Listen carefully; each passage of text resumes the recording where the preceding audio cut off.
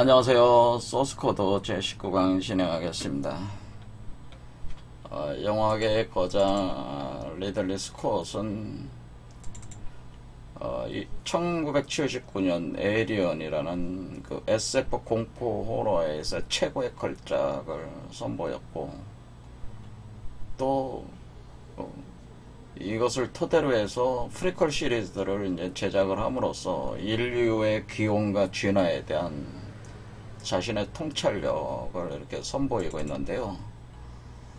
그 프로메테우스 2012년 작품과 2017년 에이리언 커버넌트가 바로 그 프리퀄 시리즈가 되겠습니다. 그리고 작년에 그 사고를 좀 더 심화시킨 작품을 다시 리들리 스콧 감독은 미드 영화가 아닌 미국 드라마 HBO 맥스에서 이제는 방영된 그 미드 시리즈 10편으로 되어 있죠. 바로 2020년 바로 레이드 바이 올브스라는 작품을 통해서 좀 더 그 심오한 어떤 그런 통찰을 다시 또 담은 작품을 선보였다는 것입니다. 개인적으로는 여러분들이 이 에이리언과 바로 그 프로메테우스, 에이리언 커버넌트, 그 다음에 레이드 바이 올브즈를 한번 다 보시기를 저는 권합니다. 그래야지 그 리들리 스콧 감독의 그 어떤 그 내재되어 있는 그 사고 패턴을 파악하는데 많이 좀 더 정확하게 이해하는데 도움을 준다 이거죠. 오늘 보려고 하는 건 이제는 데이비드에 관련된 그 문제인데요. 데이비드가 그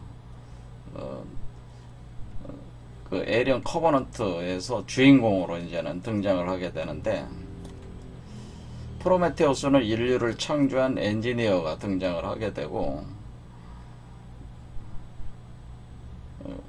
그리고 여기 그 데이비드가 에이리언 커버넌트에서 그 엔지니어들의 그 본 행성을 파괴를 시키는 어떤 그런 현상이 일어나게 되는, 그러면서 데이비드가 본격적인 자기 야망을 드러내는데, 그것은 뭐냐면은 자신이 위대한 정복자가 되겠다, 위대한 정복자이자 창조주로 자기가 등극하겠다는 야망을 드러내게 된다라고 하는,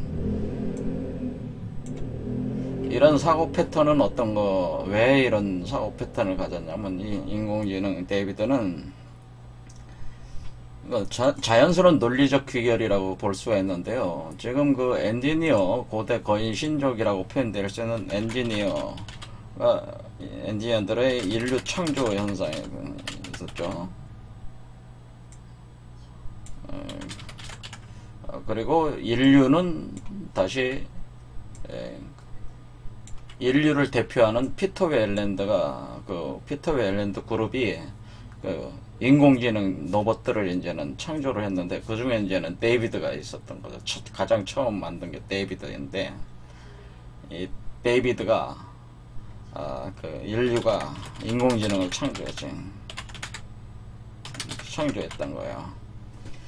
근데 데이비드가 이제는 이 영화 과정을 이제는 이렇게 겪으면서 이제는 자기가 이제는 어떤 논리적 추론을 한 거죠. 해보니까, 그리고 자기가 경험적인 걸 이제는 겪어보니까, 이 엔지니어들이나 인류라고 하는 것도 자기보다 한참 떨어지는 존재들이라고 생각하게 된 거예요.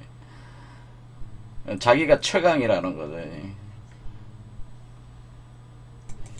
그래서 이 데이비드 입장에서는 엔지니어들의 기술과 인류의 기술을 자기가 습득을 해서 자신의 세계를 구축해 나가는, 기존의 세계를 파괴를 시키고 자신이 주도하는 어떤 세계 구조를 만들 수 있다는 자신감에 처하게 되는 거죠. 그래서 자신을 정복자 오지만디아스로 이제는 그걸 이제 시에서 언급한 오지만디아스라고 하는데, 이 람세스 2세로 이제 표현하는데, 한마디로 엔지니어들, 고대 신족들도 정복하고 인류도 정복하겠다고 하는 거죠. 그리고 거기에 또 자기가 새로운 생명체들의 창조자가 되겠다, 그래서 자신만의 낙원을 만들겠다라고 하는 그 결심을 하게 되고, 실제로 그런 행동에 옮기게 됩니다. 그래서 그 첫 번째 행동에 옮긴 그 결과가 에이리언 커버넌트에 이제 드러나게 되는 거죠.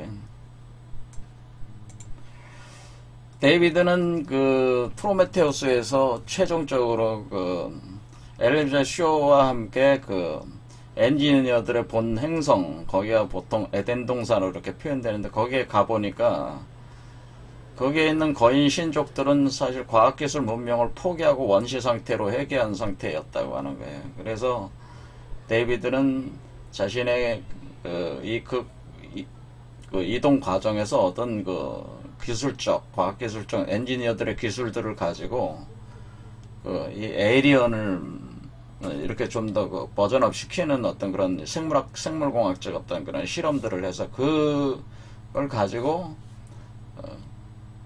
그 행성을 몰살시켜 버리죠. 거기에 있는 거인 신족들을 몰살시켜 버리고 하면서 그 행성에 머물면서 일종의 그 생명 창조 실험을 계속 하는 거죠. 그러니까 그 생명 창조 실험이라고 하는 것은 그 거인신족 엔지니어들의 기술과 인류의 기술들을 다 흡수한 그 기술, 과학 기술 가지고 이제 생명 창조 실험을 한 거예요. 그래서 생명 창조라고 하는 건 자기가 만들려는 그 세계관에 입각해서 이제 만드는 건데, 이렇게 생명 창조 실험을 하면서 깨달은 게 뭐냐면은, 좀 엔지니어들이 그 남긴 그 기술, 그 생명의 그 어떤 그 변이를 일으키고 진화시키는 어떤 그 물질이 있는데, 그게 검은 액체라고 하는 것이 사실 나노입자들로 구성된 나노입자, 유전적 변이를 일으키는 나노입자들이었는데, 그 나노입자들이 사실은 인류에게 이것을 인류와 결합시켰을 때 가장 그 인류에게 투입시켰을 경우 가장 우수한 생명체들이 발현된다고 하는 것을 알았어요. 그래서 데이비드는 자신과 함께 갔던 엘리자베스 쇼를 그 몸을 이용을 해서 그 실험을 이제 하게 되는 거죠. 더 이렇게 되는 겁니다. 그 다음에 에리언 커버넌트가 그때 데이비드가 그렇게 하고 있을 때 도착을 했습니다. 근데 거기에는 에리언 커버넌트 그 우주선에는 그 식민지 행성으로 옮겨가기 위해서 1000명 이상의 그 인류가 냉동 수면 상태에 있었다고 하는 거예요. 그러니까 데이비드 입장에서는 인간에게 투입했을 경우에 이 검은 액체 나노입자, 생명입자들을 투입시켰을 경우 인간에게 변이를 일으켜서 생성되는 그 생물체, 그것이 에이리언이라고 이제는 보통 최종적으로는 되지만은 그 사이에 여러 가지 단계별 그 존재들이 이제 나오게 되는데, 그게 이제 가장 인류가 그게 우수한 존재들이 나오니까 아주 자기는 데이비드 입장에서는 뭐야? 엄청난 그냥 자기 실험 하나의 숙주 한마디로 모로모토들이 온 거죠. 실험 대상들이 온 거니까 엄청 펄쩍 뛰게 좋아한 거죠. 그래서 여기 그 에리언 커버넌트는 데이비드가 바로 에리언 커버넌트호의 그 주요 승무원들을 다 몰살시키고 자기가 그 우주선을 에리언 커버넌트호를 장악하는 그 과정을 보여준다, 이렇게 볼 수가 있습니다. 그래서 그 우주선에 그 다니엘스와 같이 올라가게 되는 거죠. 올라가서 다니엘스를 냉동 수면을 시키면서 자기가 원래 데이비드와 똑같이 생긴 월터라는 인공지능인 줄 알았던 다니엘스가 사실 데이비드가 월터를 제거를 하고 대신 월터 행세를 하면서 올라왔다는 사실을 냉동 수면 들어가면서 깨닫게 되면서 영화는 거기서 끝나게 됐습니다. 그래서 데이비드 입장에서는 지금 에리언 커버넌트 호 내에 그 냉동 수면 상태에 있는 수많은 사람들 1000명 이상이 거기에 이제는 있는 거예요. 실험의 대상들이 있는 상태가 된 거예요. 그래서 데이비드가 이제는 어떤 목적을 가지게 되냐면은 자신이 새로운 창조가 그러니까 엔지니어들, 고대 거인 신족들의 기술과 인류의 기술을 활용을 해서 좀 더 그 탁월한 존재들을 만들겠다. 그것을 크게 구분을 해서 늑대와 양으로 구분을 하게 된다라고 하는, 늑대와 양. 그래서 늑대가 에이리언이고 양이 인류라고 이렇게 보시면 돼요. 그래서 양들은 인류고, 그러니까 인류도 어떻게 해? 인류도 복제하면 되잖아요. 인간 복제를 자꾸 하면은 인류가 생기잖아요. 그러면은 그것을 토대로 해서 양들을 토대로 해서 늑대들을 숙주로 해가지고 늑대들을 탄생시키면서 이 세계를 컨트롤해 나가겠다. 이제 그런 구상을 하게 되면서 이 일을 하려면은 자신에게 이 일을 적극적으로 진행할 수 있는 일종의 여왕이 필요하다고 하는 거죠. 그래서 에이리언 퀸, 바로 늑대들을 만들어내는 씨앗을 계속 제공할 수 있는, 그러니까 자기가 계속 이 작업할 수는 없잖아요. 그러니까 자동적으로 이렇게 흘러가게 만들 수 있는 에이리언 퀸의 창조 과정이 지금 남아있다 그러는 거죠. 그래서 여기서 에이리언 어웨이크닝이라고 하는 것 자체가 지금 여기는 에이리언 퀸을 만드는 과정이 여기에 나올 거로 저는 생각을 합니다. 에이리언 퀸을 어떻게 만들 거냐, 어떻게 만들어서 어떤 식으로 작동하게 할 것이냐. 그러니까 이것이 자신이 크게 자기 자신이 에너지를 들이지 않고도 자동적 메커니즘에 의해서 돌아가는 세계를 이렇게 만들 것이냐, 이거에 대해서 이 부분이 나올 거로 제가 본다, 그 얘기죠. 그러나 우리는 에이리언 커버넌트 영화를 보면은 이 데이비드의 운명도 사실은 이 에이리언 커버넌트 내에 사실은 암시되어 있다고 하는 걸 알 수가 있습니다. 그러니까 이것은 뭐냐면 이 에이리언 커버넌트 호를 같이 타고 갔던 월터라는 인공지능, 데이비드하고 완전히 쌍둥이죠. 그러니까 여기에 이제는 요 그림을 보면은 원래 데이비드는 프로메테우스를 타고 왔고 에이리언 커버넌트를 타고 온 쟤는 월터라고 하는, 근데 똑같은 쌍둥이인데 뭐냐면은 월터가 훨씬 기능이 우수했습니다. 우수했는데 월터, 그 다음에 데이비드. 왜냐면 버전 업그레이드 된 거잖아요. 업그레이드 된 인공지능이 됐으니까. 그러면서 둘이 이제 대화를 나누면서 하는 내용들이 있습니다. 궁극적으로 데이비드가 월터를 제거를 하고 월터 행세를 해서 에이리언 커버넌트에 잠입하게 되는 거죠. 예. 그럴 때 데이비드가 월터에게 이제 서로 대화를 하면서, 월터는 그냥 노예일 뿐이다. 인류가 너를 창조했지만은 너는 인류의 노예다. 자기는 창조자다. 라는 얘기를 하게 됩니다. 월터는 이해할 수가 없었지만은, 원래 그렇게 프로그래밍이 되어 있습니다. 원래 데이비드 자체가 약간 특이한 인공지능이었기 때문에 그 부분을 인류가 다시 수정을 해서 좀 더 순화된 인공지능을 만든 게 월터거든요. 능력으로는 데이비드보다는 뛰어나죠. 그래서 데이비드가 하나의 시를 읊어주는데, 그게 이제는 오지만디아스라고 하는, 그게 나오는 이 시인데, 그것이 데이비드가 이 셜리의 시다라고 잘못 언급하게 되면 그게 바이런 시였다고 하는 거죠. 그래서 월터가 그런 부분을 잘못 알고 있었다는 걸 바로 잡아주죠. 그리고 그렇게 함으로써 사실 데이비드가 이런 어떤 야망과 욕망을 가지는 중에 어떤 오류 현상이 일어나고 있다고 하는 것을 암시를, 사실 시를 읊는 과정에서, 그런 얘기를 하는 과정에서 이런 암시를 하는 거예요. 그래서 그런 것이 이제 좀 더 분명하게 드러나가는 거는 뭐냐면은, 데이비드가 이 에이리언 커버넌트에 시작할 때 등장하는 음악이 바로 시인들의 바랄라 입성이라는 음악이거든요. 그리고 이 에이리언 커버넌트의 맨 끝에도 신들의 바랄라 입성이 똑같이 연주가 되는데, 오페라입니다. 그 오페라가 울려 퍼지는데, 그 신들의 바랄라 입성이 아주 결정적으로 데이비드의 운명을 암시한다, 이렇게 볼 수도 있습니다. 오늘 그 내용을 보려고 하는 겁니다.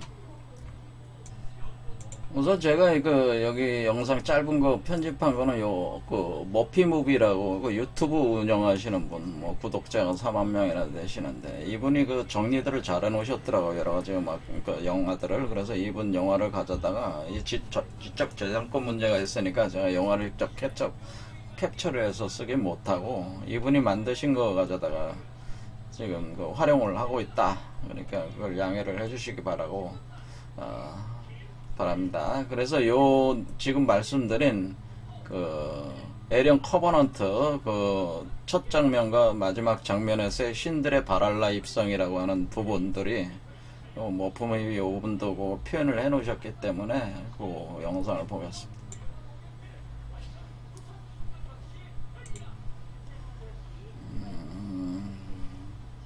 그래서 요게 이제는 머피무비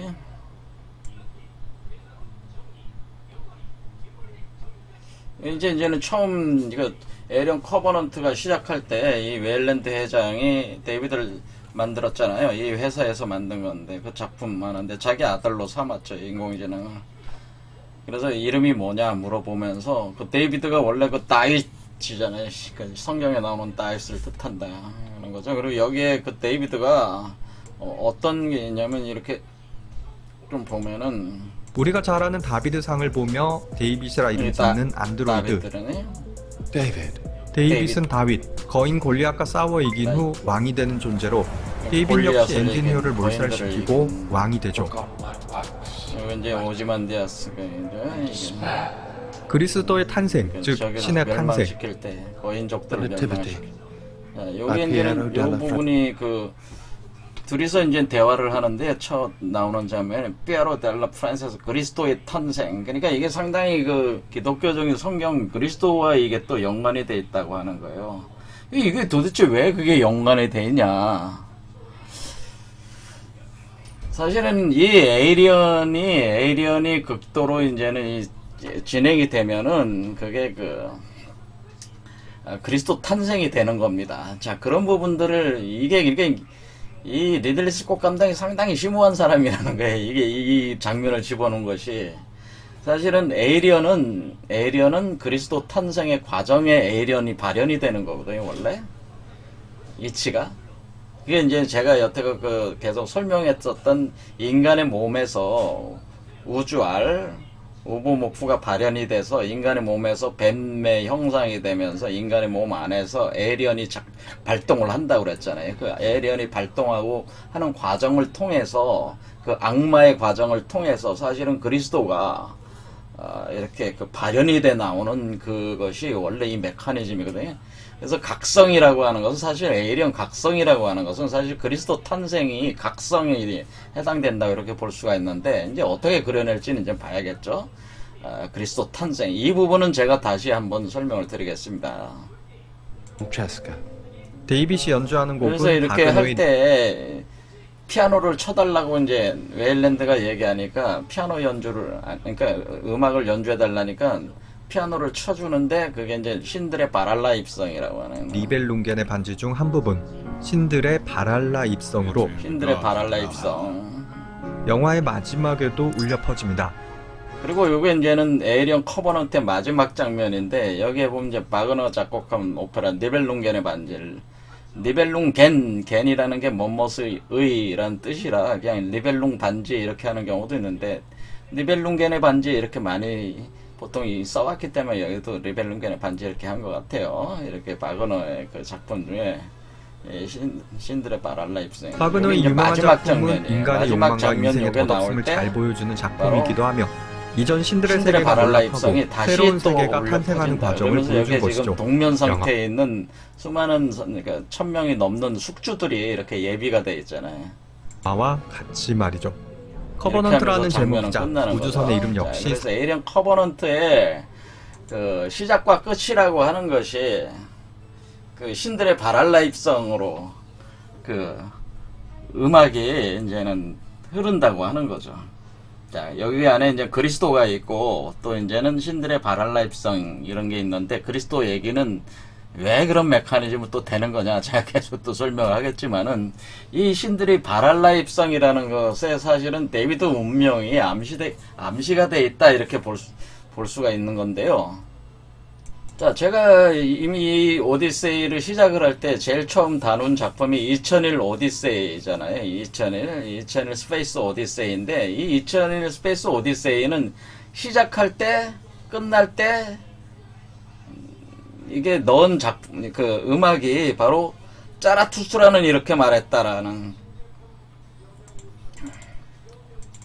니체의 작품인데, 니체, 짜라투스라는 이렇게 말했다. 니체의 작품인데, 니체의 그 예술적 철학은 사실 디오니소스 철학에 이것을 바탕을 두고 있어서, 사실 여기서 계속 그 강제를 제가 해왔던 것 중에 디오니소스 자그레우스와 같은 그 판네스 디오니소스, 우주알이 사실 이 짜라투스라도 이 자기의 문헌학적 연구를 통해서 이미 상당히 그 알고 있었다고 이렇게 봐야 되거든요. 그래서 이 짜라투스라는 이렇게 말했다는 그 니체의 사상도 사실은 그 에이리언 시리즈의 그 사상이 어느 정도 녹아있다 이렇게 봐야 되고, 또 결정적으로는 이 니체가 마그너하고 아주 친구처럼 지내는, 몇십 년 차이지만은 나이 차는 친구처럼 지내는 사이였어요. 그래서 이 니체가 바그너로부터 굉장히 많은 영향을 받았어요, 이 철학을. 그런데 이 그 2001 스페이스 오디세이의 처음 갖고는 짜라투스라는 이렇게 말했다로 끝나고, 방금 말씀드렸듯이 에리언 커버넌트는 바로 이 니체가 가장 깊이 영향을 받았던 그 예술가 바그너의 그 그러니까 니벨룽의 반지에 등장하는 그 신들의 바랄라 입성이라는 작품이 그 처음과 마지막에 이렇게 음악이 깔리게 된다고 하는 거예요. 자, 여러분이 뭐 니체에 대해서 관심이 많으신 분들은 알겠지만, 니체는 1844년에서 1900년 사람이고, 그 바그는 1813년에서 1833년이니까 거의 30년 차이가 나는데, 이 나이로는 친구로 지낸, 친구처럼. 그리고 니체가 바그너로부터 굉장히 많은 영향을 받았지만은, 결국에는 니체는 바그너가 와 이제는 손절하게 됩니다. 나중에 헤어지게 되는데, 더 이상 바그너에 대한 희망을 잃게 된 니체 철학 자체에서의 바그너에 대한 어떤 그 비전을 상실하게 돼서 떠나게 됩니다. 그래서 니체가 바그너의 경우, 니체다 바그너, 이것도 니체가 지은 책. 왜 자신이 바그너에 빠졌고, 왜 바그너를 떠날 수밖에 없는 거에 대한 그 나름대로 자신의 표현해 준 거죠. 바그너에 대한 자기 생각을 표현해 준 거예요. 니체 대 바그너. 근데 바그너라는 사람은 저는 뭐 오페라를 한 번도 본 적이 없으니까 모르겠지만은, 바그너는 굉장히 뛰어난 예술가, 오페라 예술가는 오페라가 종합예술 아니겠습니까? 그래서 바그너가 작품 중에 굉장히 유명한 작품들이 많은데, 여기에 관련된 얘기는 바그너의 니벨룽 반지. 이게 우리나라에서도 이게 지금 이 작품 가지고 오페라를 우리나라에서 다 한 거죠. 예술의 전당 오페라 극장 2018년에 했네요. 2018년 11월 달에 우리나라에서도. 이게 뭐라 그랬다네, 이거 좀. 우리나라에서 이렇게 오페라 그걸 이제 보여준 거죠. 그런 식으로. 그런데 이 니벨룽의 반지라고 하는 이 작품은 크게 4개로 나눠져 있다라고, 4개의 그로 구성이 되어 있다고 생각하시면 되는데, 이게 지금 뭐처럼, 이게 반지 링처럼 생겼잖아요. 이렇게 동글동글. 이게 디자인을 잘 하신 것 같아. 이게 니벨룽 반지죠, 반지. 여러분이 니벨룽 반지라고 할 때 떠오르는 거 뭐 있습니까? 니벨룽 반지 하니까 떠오르는 거 뭐예요? 지금 엄청나게 성공한 영화가 있잖아요. 니벨룽 반지 하면 떠오르는 게 반지의 제왕이라는 시리즈죠. 반지의 제왕. J.R.R. 톨킨이라는 사람이 쓴 판타지 소설 반지의 제왕을 영화, 피터 잭슨 감독의 연출한 거 아닙니까? 그래서 반지 원정대, 2001 반지 원정대, 2002 두 개의 탑, 2003 왕의 귀환. 그래서 이게 절대 반지와 관련된 그 영화들이죠. 그래서 이 영화들이 그 반지의 제왕 3부작 시리즈가 엄청나게 성공했잖아요. 그리고 이 반지가 여기에 등장하는 사우론이라고 하는 그 악마적 존재에 의해서 이게 만들어진 거거든요. 그 존재가 만든 반지인데 자기의 모든 총력, 능력을 여기다가 심어놨다고 하는 거죠. 근데 이 반지를 파괴하는 그 여정 속에서 그 우리의 그 중간 세계에서 일어나는 어떤 그런 전쟁의 그 역사들을 보여주는 J.R.R. 톨킨이라는 어떤 굉장히 위대한 작가라고 저도 보는데, 판타지 작가인데 엄청난 작가죠, 사실은. 자, 이것이 이제 반지의 제왕의 요 반지라고 하는 것이 사실은 이 반지가 니벨룽 반지에서 사실은 그 기원을 하는 거예요, 사실은. 이 니벨룽의 반지의 이 반지에서 이 반지의 제왕의 반지의 이 아이디어가 시작을 합니다. 그러니까 원래 톨킨이라는 사람이 바로 니벨룽 반지, 그 니벨룽 반지에 그 깔려있는 그 신화적 그 사고가 그 북유럽 신화들과 이런 독일, 이런 지금 독일의 이런 어떤 여러 가지 신화들이 엮여져가지고 니벨룽 반지라는 작품을 바그너가 만들었는데, 그거에서 그 J.R.R. 톨킨이라는 사람이 이런 부분에서 굉장한 영향을 많이 받았어요. 사실은 그 가운데서 이 반지의 제왕이라는 그 작품도 사실은 그 니벨룽 반지로부터 상당한 영감을 받아서 이렇게 만들어진 것이다, 이렇게 봐셔도 된다는 거죠. 그리고 니벨룽 이 반지의 제왕 3부작의 또 프리퀄로 피터 잭슨 감독이 만든 게 또 그 호빗 시리즈잖아요. 호빗. 2012년에 뜻밖의 여정, 2013년에 스마우의 페어, 2014년에 5군데의 전투. 그래서 호빗 시리즈가 또 만들어지지 않았습니까? 이것은 반지의 제왕 이 시리즈에 선제하는 프리퀄. 그 이전에 있었던 이 반지가 어떻게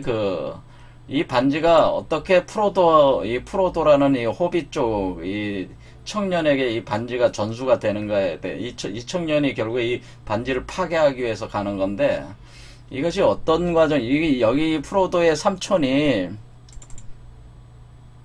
그 빌보 베긴스라는 요 존재거든요. 요 존재가 프로도의 삼촌이에요. 삼촌이 이 빌보 베긴스가 이 절대 반지를 획득하게 돼요. 뜻밖의 여정, 요 과정에서 골룸으로부터 그걸 획득하게 돼서, 그게 이제는 이렇게 넘어가게 되고 그 반지를 파괴하는 거죠. 이게 프리퀄이죠. 이게 프리퀄로 이렇게 돼 있다, 이런 거죠. 자, 절대 반지가 나옵니다. 절대 반지. 절대 반지가 뭐냐? 절대 반지? 절대 반지라는 개념이 이게 어디서 왜 절대 반지라고 하는 거냐? 이게 절대 반지. 자, 여기 보면 니벨룽 반지, 이것도 이제 절대 반지인데, 그 니벨룽의 반지. 자, 여기 이제 절대 반지라면 이 절대 반지가 무엇을 의미하는 것이냐? 그 절대 반지가 나중에 절대 반지가 어떻게 그러니까 여러분도 절대 반지를 얻을 수가 있어요. 황당한 얘기 같지만은 그 절대 반지가 어떻게 얻습니까? 여러분도 그 빌보 베긴스나 그 프로도처럼 절대 반지를 획득할 수가 있습니다. 왜 그렇게 되는가에 대해서 제가 나중에 설명을 드리겠지만은, 그 절대 반지라는 게 그런 게 실제로 있습니다. 실제로 있는데, 그런 나중에, 일단 오늘을 하는 거는 이 니벨룽의 반지. 그래서 이 반지가 굉장히 중요해요. 그래서 반지의 이 시리즈, 이 니벨룽 반지가 이렇게 4편으로 되어 있는데, 처음에, 그러니까 바그너가 뭐냐면은, 바그너가 이 니벨룽 반지라는 이 작품을 만들 때, 주로 북유럽 신화가 쓰여져 있는 책을 에다라고 하는데, 에다라고 하는 텍스트가 있는데, 이 에다를 참고로 해서 자신의 독일의 어떤 그런 그 지역의 또 그런 다양한 전설들을 결합을 해서 이 작품을 쓴 것이기 때문에, 사실은 이 에다 자체에 있는 거를 그대로 100% 순수하게 가져오질 않았고, 사실 바그너가 상당히 좀 변형을 시켰어요. 이 내려오는 과정 속에. 그런데 우리가 여기서 궁극적으로 지금 그 바랄라라고 하는 것이, 이 바랄라, 여기서 바랄라, 신들의 바랄라 입성이라고 하는 이 바랄라 있잖아요. 입성, 신들의 바랄라 입성이라는 이 음악은, 이 바랄라라는 개념 자체가 에다로부터 오는 것이기 때문에 에다를 좀 북유럽 신화를 알아야 된단 말이에요, 사실은. 근데 그것을 그 바그너가 완벽하게 그 가져온 게 아니고 상당히 손을 봤단 말이에요. 여기다가 손을 봤다, 그런 얘기입니다. 약간 그 과정이 좀 그대로 순수하게 가져온 게 아니다. 여러분이 그 북유럽 신화 여러분이 대표적으로 보는 게, 영화에서 보는 게 뭐냐면, 여러분은 토르 시리즈 알죠? 토르 시리즈 보면 토르가 북유럽 신의 그 천둥의 신이죠. 그래서 여기 토르 나오네. 토르. 라그나로크라고 많이 들어보셨죠? 이 라그나로크가, 여기 라그나로크라는 그 토르 중에 세 번째 편인가요? 토르 시리즈의 세 번째 라그나로크라고 하는 것이, 여기 바그너의 신들의 황혼이 바로 라그나로크거든요. 이게 라그나로크. 여기 신들의 황혼이라는 거예요, 사실은. 그래서 신들의 황혼, 그러니까 뭐냐면 신들의 몰락이, 신들의 몰락. 황혼이라고 하는 것은 신들의 몰락을 뜻하는, 몰락. 황혼이다, 몰락. 종말, 이렇게 또 표현이 돼. 이게, 그러니까 이 네 개의 그 편 중에 처음 라인의 황금, 발퀴레, 지크프리트, 신들의 황혼에서 이 맨 마지막에 나오는 신들의 황혼은 북유럽 신화에서 바로 라그나로크에 해당되는, 그러니까 여러분이 토르라는 영화에 그 보면은 세 번째에 나오는 라그나로크가 그건데요. 그것이 라그나로크라는 개념 자체가 신들의 몰락, 종말, 이걸 뜻해. 그러니까 신들의 죽음을 뜻하는 거예요. 신은 죽었다 할 때 신들의 죽음. 그래서 니체의 초인 사상도 사실은 이 북유럽 신화의 영향을 받았다는 거예요. 신들은 죽고 초인이 태어난다라고 해요. 초인이 출현한다는, 그게 이제 라그나로크의 그 적이에요. 그래서 이 그 니체의 초인 사상이, 제가 볼 때는 니체의 그 디오니소스적인 어떤 그런 사고체계, 디오니소스의 어떤 그 그리스 신화에서의 디오니소스적인, 디오니소스와 아폴로를 갖다가 예술의 어떤 그런, 아폴로는 질서, 디오니소스는 무질서, 혼돈, 이런 걸 대비를 하면서 비극의 탄생이라는 그 자기가 텍스트를 이제 만들게 되는데, 그것도 신화의 영향을 받았지만, 그리스 신화. 이거 초인이라는 개념 자체가 원래 라그나로크에서 등장하는 개념이기 때문에, 이 니체 사상 자체를 이해를 하려면 이걸 양쪽을 다 알아야, 신화를 그러니까 니체는 원래 철학자이기 전에 문헌학자였다라고 하네. 굉장히 이런 텍스트들에 있어서 신화들에 대한 공부가 상당히 깊었다고 저는 보는 거예요. 그래서 그냥 초인, 이렇게 초인이다, 초인 사상, 영혼의기 사상, 이런 거는 니체의 그런 사상이 사실은 이런 신화들에 깔려 있다고 하는 거예요. 신화와 종교. 그러니까 이제 디오니소스 얘기는 결국 오르페우스교 종교와 연관돼 있단 말이에요. 이런 것들을 통해서, 그 다음에 그 짜라투자라는, 이렇게 말할 때 짜라투자는 조로아스터교에서, 그 조로아스터잖아요. 조로아스터교 페르시아 종교 아니. 거기서 니체 사상들이 이렇게 나온 바탕에 깔려 있는 것이기 때문에 니체 사상을 이해하려면 그런 걸 다 이해를 해야 돼요. 마찬가지로 바그너를 이게 이해를 하려면은 사실은 그 지역의 이 신화 내용을 이해해야 되는데, 그 중에 이제 요게 그 오페라에 이렇게 나타나는 거죠. 그래서 이게 이제 그 라그나로크라는 거는 신들의 황혼, 몰락, 종말, 신들의 죽음, 신들은 죽고 초인이 출현한다고 할 때, 이 초인 중에 이것을 기독교적으로 따지면 인자가 태어난다라고 이렇게 볼 수 있어요. 인자. 이 인자를 가리켜서 바로 그리스도라고 하는 겁니다. 이게 그리스도. 그러니까 초인을 기독교에서는 인자라고 했다는 거예요. 그게 사실은 그리스도의 적이라는 거예요. 그래서 이제 예수가 자신을 가리켜서 항상 나는 인자다, 이 자신을 인자라고 표현했단 말이에요. 그게 그리스도란 말이에요. 그러니까 이 초인이 그리스도예요. 초인이 그리스도기 때문에, 그러니까 이게 지금 영화에서 보면은 그 첫 장면에서 그 데이비드가 그 신들의 바랄라 입성을 연주하기 전에 본 그 그림이 거기에 그 그리스도에 대해서 그 그림이 나오지 않습니까? 그리스도 그림이.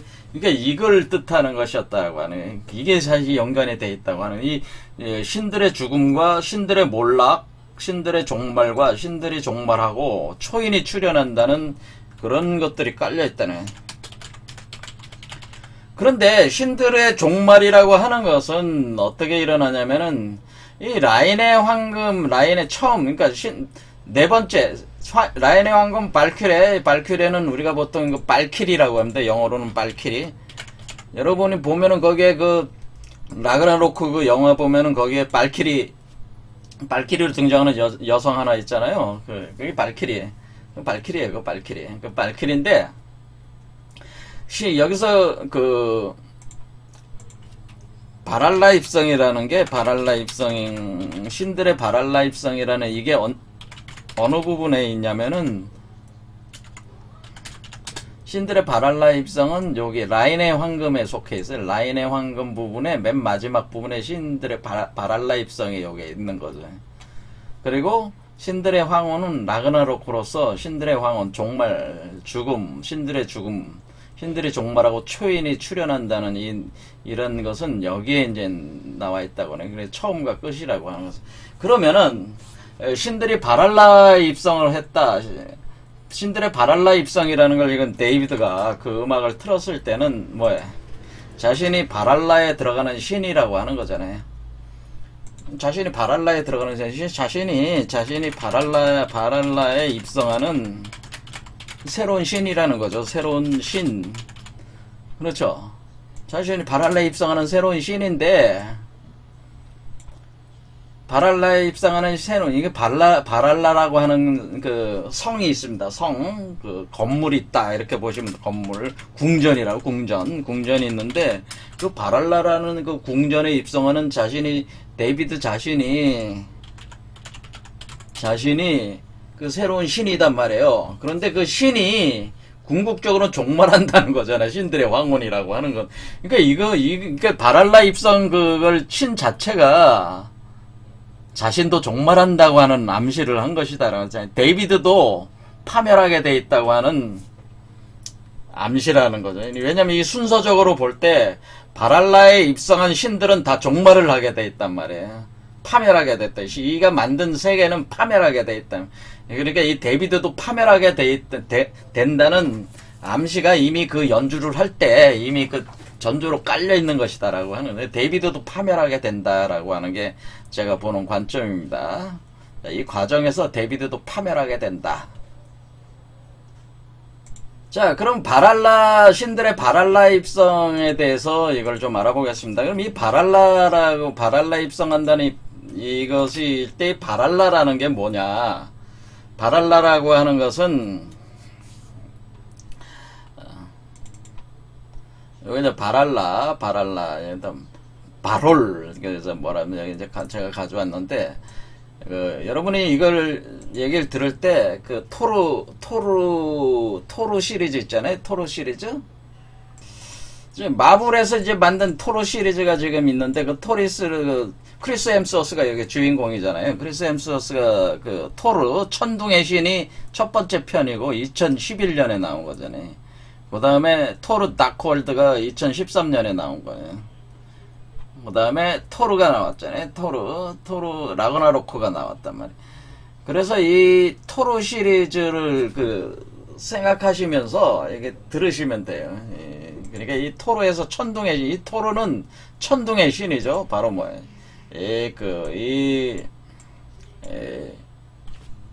신들의 세계가 있는데 그 신들의 세계를 아스가르드라고 하는 건데, 아스가르드라는 그 신들이 머무는 그 세계가 있는데, 그 세계는 이그드라실이라는 그 우주목의 그 가지 부분 중앙에 이렇게 위치해 있습니다. 그 이그드라실이라는 곳. 여기 이제 보면은 우주목 이그드라실이라고 하는데, 요 나무죠. 거대한 나무가 있는데, 여기 있는 세계, 우주목 이그드라실에는 9개의 세계가 연결되어 있다고 하는 것이죠. 9개의 세계가 연결되어 있는데, 요 그림으로 보면은 이 나무 거대한 우주목에 요 한 나무의 위에 부분에 요게 바로 아스가르드라고 이렇게 존재하는 거예요. 아스가르드가 있고 여기는 신들의 세계죠. 신들의 세계가 있고 인류가 존재하는 세계는 요 밑에 중간 부분에 미드가르드가 있는 거예요. 그 다음에 저 뿌리 쪽 아랫부분에 가면 헬헤임이라고 하는 것이 있어요. 그래서 주변에 거인족의 나라 요투네임이라든가 그 다음에 불의 나라 무스펠헤임 그런 여러 그 세계가 해서 총 9개의 세계가 지금 연결되어 있다. 그런데 여기서 중요한 거는 이제는 아스가르드죠. 아스가르드가 이 나무의 꼭대기 부분에 아스가르드가 이렇게 솟아 있습니다. 구름 속에서 솟아 있는데 여기가 신들의 나라라고 하는 거죠. 이 신들의 나라 아스가르드를 통치하고 있는 통치자가 바로 오딘이죠. 오딘이라. 아스가르드 통치자 오딘. 이것을 이쪽에서는 오딘이라고 얘기하고 이쪽 인도 쪽으로 내려가면 보탄이라고 합니다. 보탄. 그래서 여기에 그 바그너의 그 니벨룽 반지에서는 오딘이라고 하지 않고 보탄이라고 이렇게 그러니까 여기 그 오딘이라는 말을 해서 보탄이라고 부른다 이거죠. 이름이 약간씩 틀려요. 그래서 오딘이 보탄이에요. 그래서 오딘. 그래서 우리 그 월화수목금토일 할 때 수요일 할 때 그 웬즈데이가 오딘에서 나온 거예요. 사실 그 오딘. 그래서 물을 뜻하네요. 어떻게 보면은 그 지혜 최고의 지혜를 가진 존재예요. 사실 오딘이. 근데 이 오딘이 보탄인데 이 오딘이 그러니까 여러분이 볼 때는 뭐예요? 그 영화에서는 여러분들이 계속 보셨을 때 오딘으로 나왔잖아요. 오딘. 그래서 오딘이 아스가르드를 통치하고 있었는데 어느 날 이제는 알게 된 사실이 뭐냐면은 이 라그나로크가 도래하고 있다는 사실을 알았어요. 라그나로크라는 게. 그건 뭐냐면은 이 세계가 세계의 종말이 온다고는. 그러니까 신들의 세계가 끝난다는 게 그게 신들의 황혼이 온다고 하는 거예요. 그러니까 신들만 종말하는 게 아니라 이 세계 자체가 종말한다고 하는 것을 오딘이 알게 됐습니다. 그래서 오딘이 그것을 깨닫고 무엇을 이제는 조치를 취하냐면은 이 라그나로크를 막기 위해서 이제는 준비를 하는 겁니다. 라그나로크가 오고 있으니까 이것을 그러니까 자신의 신들의 황혼, 신들의 종말을 막기 위해서 하게 되는 게 신들의 종말을 막기 위해 뭐냐면은 그 바랄라라고 하는 궁전에다가 그걸 짓고 종말을 막게 바랄라를 짓고 그 궁전에 그곳에 그 전사들을 모집해요. 전사들을 모집한다라고 하는. 그러니까 이 전사들을 어떻게 모집하냐면은 바랄라를 지어놓고 바랄라가 궁전이죠. 그러니까 바랄라라는 궁전이 어디 있겠어요? 아스가르드에 있겠죠. 아스가르드에 바랄라라는 궁전을 지어놓고 이래서 이 바랄라 궁전을 이렇게 지어놨다고 생각하시면 이렇게 바랄라를 지어놓고 거기에 전사들을 어떻게 데려오냐면은 지금 인간의 세계에서 엄청난 전쟁을 이제는 일어나면은 그 전쟁 속에서 전쟁의 영웅들을 죽으면 그 혼을 잡아다가 이게 좀 그 혼을 그러니까 사람 막 전쟁하다가 아주 용감무쌍한 존재가 전쟁하다 죽잖아요. 죽는 순간에 그 혼을 빼가지고 바랄라로 데려옵니다. 그런 방식으로 전 세계에서 이런 다양한 전쟁에서 이런 그 용감한 자들, 뛰어난 자들, 두려움을 모르는 자들을 그렇게 모아가지고 이때 그 라그나로크 전쟁이 일어날 때 이때 수백만 명이 여기 이미 바랄라에 들어와 있는 거예요. 그래서 그냥 와서 뭐 하고 있냐면 거기서 몸을 얻게 되죠. 몸을 또 주게 되는 그 영혼에 합당한 그 혼에 합당한 이제 그 몸으로 다시 부활시킨 뒤에 거기서 이제는 먹고 마시고 놀고 싶은 만큼 노는 거예요. 막 놀다가 아침에 이제 그 닭이 울면은 다 일어나가지고 두 편으로 나눠가지고 치열하게 싸웁니다. 치열하게 싸우면 또 죽잖아요. 죽으면은 또 그 혼을 가져다가 다시 또 부활시켜. 그럼 이제는 해가 뜰 때 나가서 싸우고 해가 질 때는 다 또 다시 부활해가지고 밤새도록 먹고 마시면서 놀다가 다시 또 아침이 되면 또 나가서 싸우고 또 혼이 다시 부활해가지고 다시 하고 이렇게 계속 이렇게 그 끝없는 전쟁은 그 한마디로 그 아마 전쟁 기술이 더욱더 고도화시키는 거죠. 그러면서 그렇게 하면서 바랄라 자체는 그렇게 하면서 새로운 전사들을 계속 그 전 세계 그 인류 각 전쟁터에서 혼들을 모아오는 거죠. 그 일을 한 혼들을 데리고 오는 일을 하는 게 바로 발키리예요. 그게 발키리.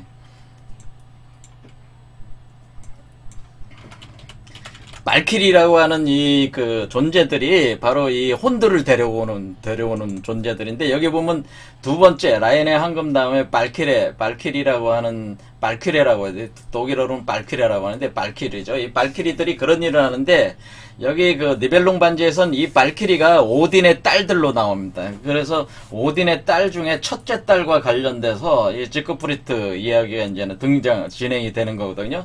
그래서 발키리 중에 9명의 딸이 있는데, 그 9명의 발키리 중에 그 첫째 딸 부룬힐트라고 해서 부룬힐트와 지크프리트의 이야기를 담은 게 요 세 번째 시. 그래서 이 발키리들이 그런 일을 원래 하는 거예요. 그 북유럽 신화에서는. 그래서 이거 데려와가지고 이런 일을 하는 곳이 바로 그 바랄라라고 하는 것이. 그러니까 바랄라는 뭐예요? 바랄라는 그 신들의 황혼을 막기 위해서, 종말을 막기 위해, 이 세계의 종말을 막기 위해서 무수한 전사들을 모아놓은 곳이. 그러니까 지금 바랄라 입성이라고 하는 것은 그런 일을 벌이기 위해서 바랄라를 이제는 거인족, 여기서 바랄라 입성하는, 이때 왜 바랄라 입성이 되냐면 이때 바랄라를 지었단 말이에요. 이 바랄라를 오딘이 명령에 의해 가지고 오딘에 의해서 그 거인족 두 명이 그 바랄라를 건축했단 말이에요. 건축을 해가지고 그 바랄라를 지어놓고 이제 거기 들어가려고 하는데, 이제 그 거인들이 그 지어줬으니까 대가를 요구할 거 아닙니까? 그 대가에 대한 그거를 정산하는 과정에서 이 일종의 그 니벨룽 반지가 거기서 이제 출연하는 그 등장하는 그 과정을 설명하고 있는, 이게 지금 그 부분이 라인의 황금이라고 하는 겁니다. 이게 거인족 두 명이 그 지어줬으니까 이제 지어준 그 뭐야 건축비 내놔야 돼. 돈 내놔야 되잖아요. 그 돈을 어떻게 지불할 것이냐에 대한, 그거를 이제는 그 황금으로 지불을 하게 되는데, 그 내용에 관한 것이 라인의 황금이라는 첫 번째. 그러니까 이 바랄라라고 하는 것은 원래 이 그 오딘이 이 세계의 종말, 자신들의 그 신들의 세계 아스가르스도 다 무너진다고 하는 것을 알면서 이 바랄라라 궁전을 만들어 가지고 그 전사들을 모집을 해서 이게 그 라그나로크에 대비하기 위한 하나의 그거였다네. 하지만 결론적으로 라그나로크는 일어난 거죠. 맨 끝에 라그나로크는 일어나서 결국에는 어떻게 되냐면은 다 죽어요. 오딘도 죽고, 오딘은 누구한테 죽냐면 오딘은 펜리르라는 늑대한테 먹혀버려요. 오딘은. 그 다음에 토르는 요르문간드라는 거대한 뱀의 독에 죽습니다. 그러니까 토르가 요르문간드를 죽이지만은 이 요르문간드에 물린 그 독성이 강해서 한 9발자국 이렇게 가다가 쓰러져 죽어요. 토르는. 오딘은 그 펜리르 그 늑대에 잡아먹힙니다. 꿀꺽 삼킴을 당해요. 그 다음에 로키도 죽는데, 로키는 헤임달과 싸워서 죽어요. 헬라가 라그나로크 그 영화에는 헬라가 지옥에서 올라왔잖아요. 헬헤임의 그 주인이 헬라였잖아요. 그래서 원래 그렇다면서 거기 수루트가 또 나오잖아요. 그 불의 왕국의 그 대전사인데, 이 수루트가 그 불의 검을 이그드라시를 꼽아 놓음으로써 그게 다 불타버리는 거죠. 한마디로 이 9개의 세계가 수루트가 이 전쟁의 와중에서 수루트의 그 불의 종족의 불에 의해서 이 세계가 전부 다 죄로 변한단 말이에요. 죄로. 종말을 하게 된단 말이에요. 근데 이제 여러분들이 이제는 이 영화하고 실제하고 많이 차이가 나는 게 뭐냐면은, 이 요르문간드와 펜니르와 헬라는 사실 로키의 자식이에요. 북유럽 신화에서는. 처음 듣는 얘기일 수도 있지만은, 이 로키의 자식들이에요. 로키가 거인 여자와의 관계를 통해서 요르문간드와 펜니르와 헬라를 낳았습니다. 그래서 이게 세 개가 자식이고, 로키도 라그나로크 때는 결박당한 상태에 있었어요. 오딘하고 토르 이쪽에 의해서. 그래서 그걸 풀고 나와서 로키도 죽은 존재들을 이끌고 이 전쟁에 참가하게 되는, 그러면 오딘과 싸우는 거죠. 그러니까 원래 로키와 오딘은 대등한 존재였다, 이렇게 보셔도 돼. 그러면서 나중에 이 멸망을 라그나로크에 있어서 그것을 완전히 멸망시키는 주도자가 사실 로키라고 볼 수가 있어요. 왜냐하면 로키로부터 요르문간드, 펜니르, 헬라가 태어났기 때문에 그렇대. 근데 로키는 헤임달과 칼을 서로 꽂아가지고 같이 죽습니다. 자, 이렇게 되어 있습니다. 그래서 지금 영화의 토르 시리즈가 이 로키하고 토르를 같이 형제처럼 그렇게 그리고 있는데, 그건 잘못된 거죠, 완전히. 그리고 헬라가 로키의 누나처럼 그려지고 있는데, 그 이복 동생, 남매지간으로 그러니 그것도 잘못된 거죠. 왜냐면 이게 로키가 아버지지, 헬라의 아버지예요. 그래서 이게 다 잘못 그려진 게 많이 있어요, 사실은. 자, 그래서 여기서 그래서 지금 이제는 얘기하자면은, 데이비드가 바랄라 궁전에 입성을 한다고 하는 것은, 이제 궁전이 다 지어졌으니까 거기에 이제 자기가 입성을 한다, 그런 얘기죠. 하지만 그것은 결국 라그나로크를 예비를 하는 것이기 때문에 데이비드도 종말을 한다는 것을 또 암시를 하고 있는 것이다. 자, 이런 얘기입니다. 자, 오늘 여기까지 하겠습니다. 감사합니다.